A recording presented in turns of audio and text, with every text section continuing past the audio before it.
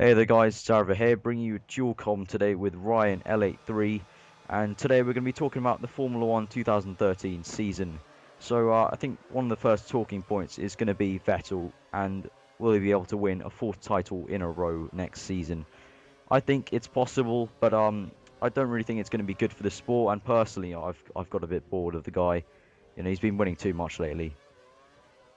I mean, when he won his first race in Monza in '08, yeah, it was good. It was obviously I saw it. I saw something in him that could be he's a future race winner in multiple races, and obviously could be a world champion. And then when he won the first two, I thought, yeah, he deserves it. And then afterwards, he dominated the season.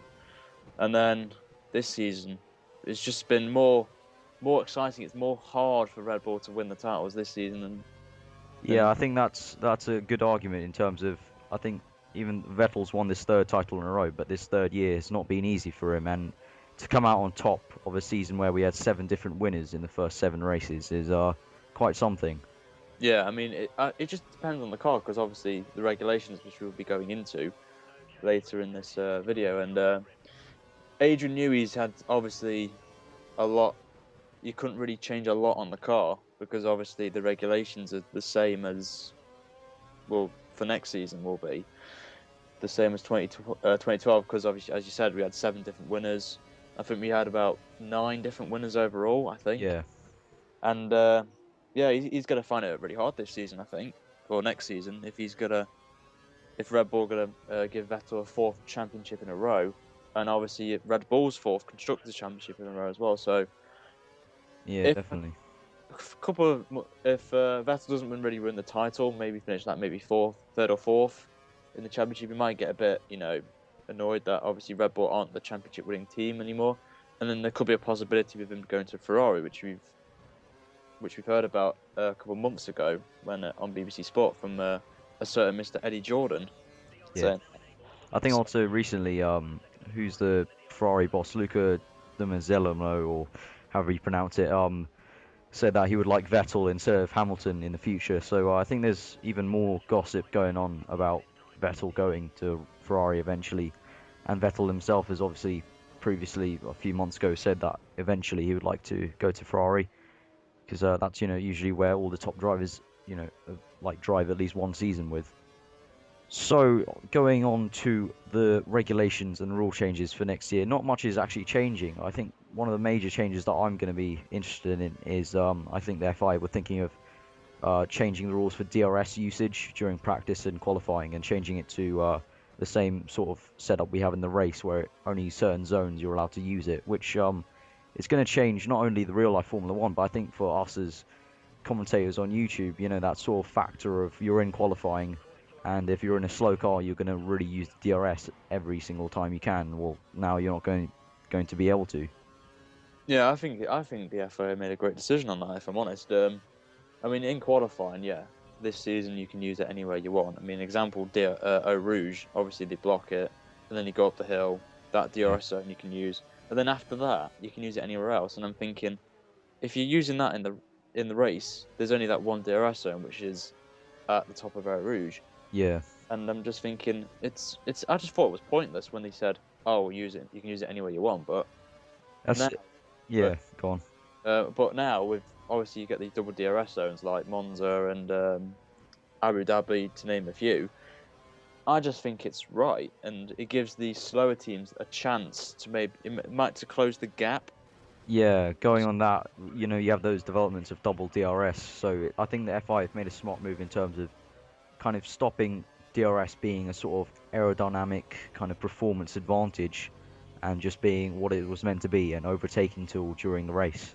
Yeah, and also as you said, the double DRS that's been banned as well, Yeah, 2013 as well, which is another good thing. Just basically gives more teams, more minor teams like maybe Toro Rosso, Caterham, Marussia. I would have said HRT, but obviously they're not here in the sport anymore. But yeah. it gives them maybe to catch up with the likes of maybe Mercedes and Lotus, maybe get a bigger midfield pack, and then they could even possibly go in and challenge the Mclaren, Red Bull, and Ferrari in some races. Yeah, I think the Mercedes style double DRS has been banned, but I think actually the Lotus one that Lotus were developing is still available to any teams. So that's going to be quite interesting if Lotus try and develop that even more. Might be a bit of a risky move because they never got it done. They were trying for like 6 races, I think, at the end to try and develop it, and they just gave up at the end. That's what I mean. And just generally, the rest of the rules haven't really changed too much. So as you said before, Adrian Newey and the likes of all the Ferrari designers and McLaren designers, they're going to find it tough to try and break themselves away from each other and try and gain that extra performance for the next season. I think that's it's going to make it definitely an interesting first race. So moving on to now drivers next season. What are you looking forward to? What are we looking forward to? Personally, I'm looking forward to seeing Jenson Button doing well in McLaren. Hopefully, if the car is going to be moulded around him and Perez, that sort of smooth driving style. Also, Max Chilton and Marussia. I saw him in GP2 a couple of times. He looked really good with overtaking, and I think in Formula One he's gonna eventually grow and maybe get into a mid-team, car in a few years. And Lewis Hamilton and Merck, that's definitely going to be very, very interesting, seeing a man who's used to winning being in a car that perhaps won't until 2014. Yeah, probably the main one for me is Sergio Perez. I mean, he's taken a massive step from driving at Sauber, and he's going to be joining McLaren, a big team with a big heritage and big history. And I really do hope that he does well there, and he could be not a title contender, but maybe like a top 5 finisher. Yeah, I mean, as we've seen this season, well, 2012 season in Malaysia, Kuala Lumpur, Monza, to name 2 big races that he's done well in, and yeah, also Canada as well. And he's the tyre specialist. He can do one less stop than every driver on the grid. So definitely. McLaren have a big advantage with that he has the awareness of how the tyres work and how he can manage them. So McLaren could possibly can last longer on the tyres as they've been struggling this season. And the other one, Lewis Hamilton. I mean, when I found out when I was at uni that he joined Mercedes, I was thinking, what's he doing? Why is he doing it? But I think probably the reason why he might have left was probably the McLaren car kept breaking down with reliability issues, and he wasn't finishing well. And he might have just thought to himself, "Oh, let's try Mercedes and let's try and build the team up, make them stronger." And as you said, I don't think he'll win a lot of races. Maybe he'll win the 1 or 2, but I think he's just waiting for 2014 with the new engine rules, which are going to be. Yeah, I think he's made a smart move in that sort of sense. If Merck really do, as rumoured, get their act together for 2014 with the new engine, I think then he's put his eggs in a good basket for 2014. And going back to Perez, yeah, I think definitely that tyre sort of management strategy. Perez does like to make a lot of risky moves, and I think having a teammate like Jenson Button who makes calculated decisions might help grow Perez as a driver, and as he said, might get him into that top 5 bracket, sort of like Mark Webber does for Red Bull, just hanging in there with the championship contenders. Yeah, and also Kimi Raikkonen as well, I wanted to say. Came back, finished 3rd in the championship, did miles better than Michael Schumacher did when he came back to the sport. But I think he could be a title contender next season. He's just got to get the right car for him, and I just really hope Lotus give him that, because Raikkonen does deserve a championship, if I'm honest. Yeah, definitely. I think also all the fans have really embraced his comeback, and he's given us some legendary moments. In Abu Dhabi, he probably gave us numerous ones just there, but throughout the whole season, I think people have enjoyed having Kimi back, and I think if Lotus do make a good car, which I do think it might happen. I honestly do think that maybe they might sort of be challenging Ferrari for that sort of 3rd championship contender. Because lately Ferrari haven't been pulling their act together in terms of design. So next year Pirelli are going to be introducing some even softer tyres. We've heard from Paul Embry, the main guy at Pirelli, has said that we're going to take it a step further. So that might lead to some even more dramatic races at the beginning, because it seems usually at the beginning of the season the teams really don't know what's going on, and by the end they've got on top of it for those 5 in a row one pit stop races. So I think it's a good thing that they're trying to make it even softer. Yeah, I mean, 2011, when Pirelli came into the sport in 2011, and we saw the chaoticness of the races with the tyre strategies, I just thought we've finally got a tyre company that has made some good tyres and is going to give us some epic racing. 2012 wasn't like that. I mean, you get the occasional one stop in most races, and I'm just like, this is not what I wanted to see from Pirelli this season. I wanted to see them make some even more good tyres, so you get to see some more pit stops and some more wear on the tyres. But as you've said, obviously they brought a new tyre to test at Brazil Yeah. this season, and it looked pretty promising from what I saw. But they just got to get back to where it was on 2011, in my personal opinion, just to create some more exciting racing, and I really hope they do that. Yeah, I think also with certain like choices of what tire compound they brought to certain races, especially India, that was quite, to put it, quite small, quite, conservative there. With I think what was it, medium and hard compound. It was too conservative. I think really they need to really attack it aggressively and go, super soft and softs for a race like that. Even if there's 4 pit stops, it makes stuff interesting. It makes mistakes happen, and that's what creates great races. Yeah, I mean, I think they should bring a rule in where every track has to have the soft tyre in every race. Yeah.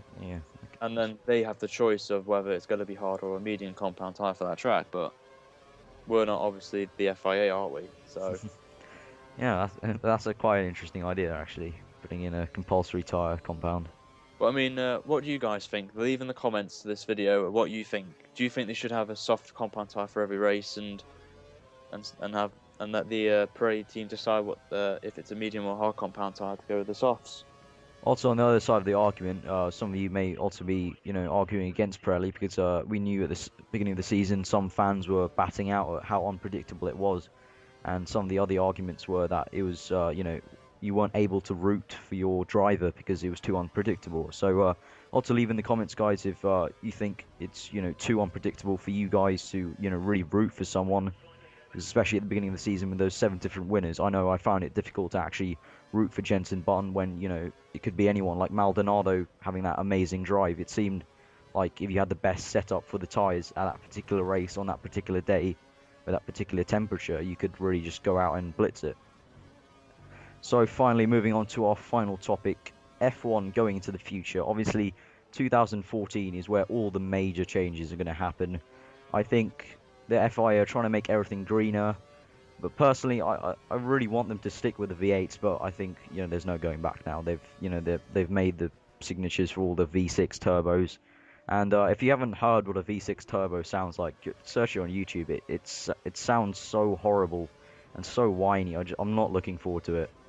Yeah, I mean, when I found out about this, I mean, it's a good thing they want to go green. I'm not gonna lie. I mean, it's good for the environment and stuff, but I've had a listen to a V6 turbo engine, and oh my god, it's horrific. It really is, and it's gonna put me off a bit off F1. I mean, I really like the V8 engines they've got now, and what's stopping them from making a environmentally friendly V8 engine and having a bit of a turbo on it? But we're not obviously the FIA, and if they think it's deemed fine for the V6s and they're happy with the sound they're producing, then Yeah. go for it. But in And also, yeah, my personal opinion, they should just keep the V8s. yeah, definitely same. I think also another part of going green. I think eventually in the future the FIA wanted to make all the aerodynamic parts more efficient, and what this is going to essentially be is creating less drag down the straight. But at the same time, there's the counter argument that also that means in the corners there'll be less downforce, so overall lap times will be getting slower and slower. So I know they're trying to go green. I'm all for going green, but why do you have to try and dramatically make these cars slower? All the lap records are all in that 2004-5 period where all the cars had the most downforce they've ever had. And I know they brought in that new regulation for 2009 to make all the bodywork nice and smooth because they felt the cars were looking too ugly. But this is Formula One. It's motorsport. We're trying to go as fast as we can. Yeah, I mean, another thing I wanted to talk about as well is obviously we had the massive incident in Spa with the 5-car pileup of Grosjean, Alonso, Perez. Who else was in there? Senna, I think it was. But Yeah. for safety, I've been hearing rumours that they're going to get some like glass pod thing over the drivers' heads, so it looks like a Le Mans style theme to it. Yeah, I've seen a few like concept art pictures of them. Yeah, it does look a lot like that. I'm split about it. I mean, yeah, it's a big benefit to safety and safety to the drivers, but it's an open road car championship, and it's got to be like that. It's got to stay like that for when. Yeah, yeah, it's part of the heritage, really. That's what the sport's built upon. When you see Formula One, usually in a dictionary or something like that, the one-line description is open wheel racing. No, I mean, if they take that away, it's taking a massive big chunk of the F1's history that we've had with open wheel sports, and to do that, it's just not for me. It might be a big turn off for me if I'm honest, but obviously safety is the main concern. And then also at the same time, you have altercations if you have like a glass pod over the driver. In terms of like Lewis Hamilton in India had to switch his steering. Well, what do you do if something like that happens? You've got a glass pod over your head.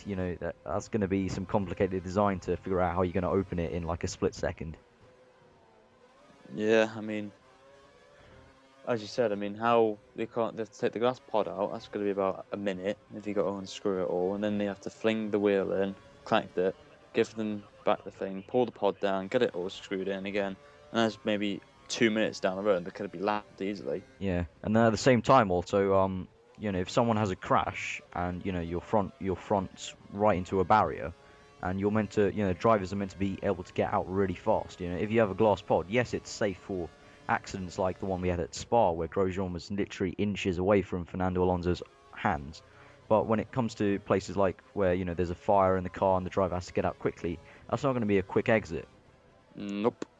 It's just something that they need to look into, get some more research, and give it maybe a couple of years, do some testing and stuff with maybe dummies and stuff, and before they say to the drivers, "We have this idea. What do you think of it?" But, Yeah, definitely. well, sadly, guys, that's the end of today's video, and I hope you enjoyed it. As always, like and favourite this video, and also subscribe to my channel, RyanL83. The link will be in the description below, and also to Arav as well. His will be in the description as well, and also in the annotations on the screen. And want to thank him for letting me come on in, doing this dual com with him. Appreciate it to him, and hopefully I'll return the favour to him over the course of the 2013. But as always, guys, wherever in the world you are, have a great day, and have a great 2013. And let's hope for a good 2013 season in F1. From Ryan, see you later. And from me, Arav, see you later, and I hope you guys enjoy the rest of your day.